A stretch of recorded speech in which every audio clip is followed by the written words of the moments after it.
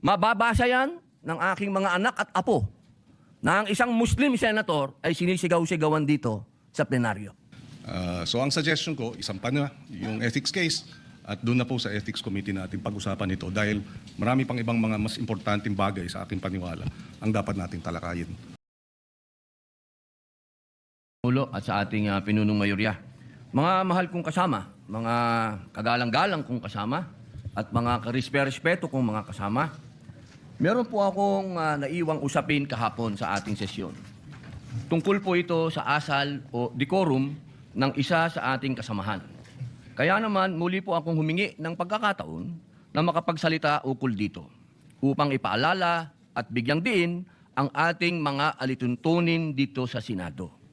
Naniniwala po ako na mahalagang mapanatili natin ang respeto, paggalang at kaayusan sa bawat pagdinig at talakayan.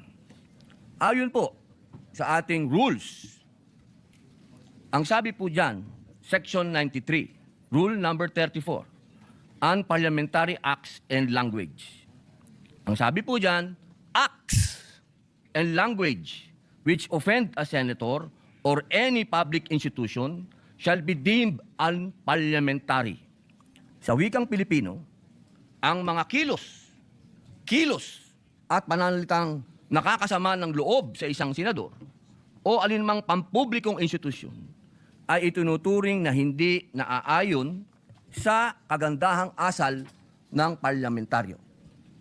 Malinaw po na sa tuntunin na ito ng Senado na anumang kilos at pananalitang nakakasama ng loob sa isang senador o sa alinmang pagpampublikong institusyon ay hindi katanggap-tanggap.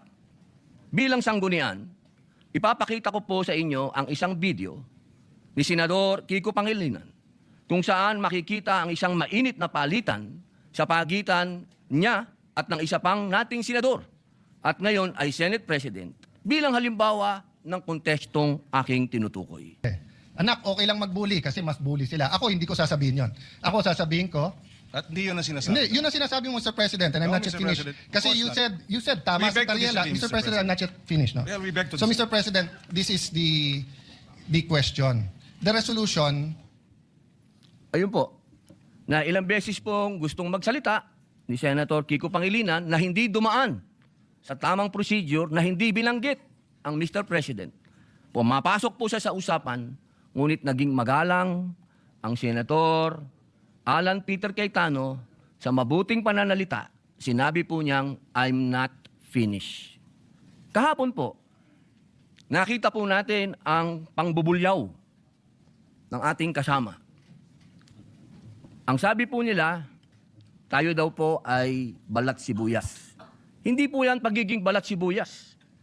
Ito po ay nasa rules of the Senate.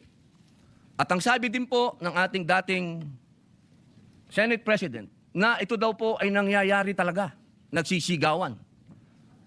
Mga mahal kong kasama, kung ikaw ay nagsasabi ng iyong talumpati at ikaw ay passionate, okay lang yun.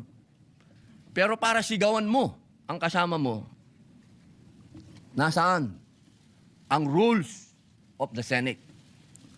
Si Ginoong Kiko Pangilinan ng ating senador ay ilang beses na pong senador. Ako po ay neophyte kung tawagin. Napakainam po sana kung pakitaan niya ako ng magandang asal at ipakita sa akin na ganito, iho, ang pagsasabi ng I'm not finished. Hindi yung I have the floor with the burning eyes and the very high voice. Ladies and gentlemen, on record po ito. Nangyari po ito on record sa Senado.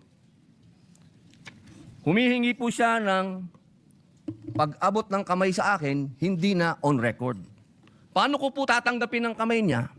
Ginawa niya yan on record. Kaya sana po, hinihingi po natin bilang pakikiisa sa aking dasal, na siya ay, kung siya talaga ay nais niyang mag-abot ng kamay, on record. Sabihin niya mismo sa plenaryo na siya ay nagkamali. Katulad po ng ginawa ni Senator Lacson, na tumayo kanina at nagsabing siya ay nagkamali. Hindi po ito usapin ng lalabas tayo sa media at sasabihin mong balat sibuyas ako. E di tapon na natin itong rules of the Senate. Tapon na natin to. Di pa natin pala susundin eh. Mga mahal kong kasama, ang sinasabi ko dito, tanggalin natin yan sa record dahil ayokong mababasa yan ng aking mga anak at apo na ang isang Muslim senator ay sinisigaw-sigawan dito sa plenaryo. Mr. President,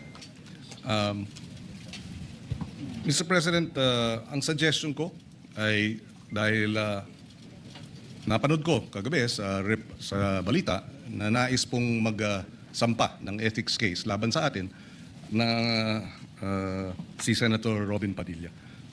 So ang suggestion ko, isampa na yung ethics case at doon na po sa ethics committee natin pag-usapan ito dahil marami pang ibang mga mas importanteng bagay sa aking paniwala ang dapat nating talakayin. Wala na po siguro mas importante kung rules of the Senate ang pinag-uusapan natin. So, ang ibig pong sabihin ba niyan na hindi kayang mahumingi ng paumanhin ng isang veteran senator? Para sa kanyang pagtaas ng boses? Yun po ba? Nakikita ko po ang matamis ng ngiti ni Senator Kiko Pangilinan.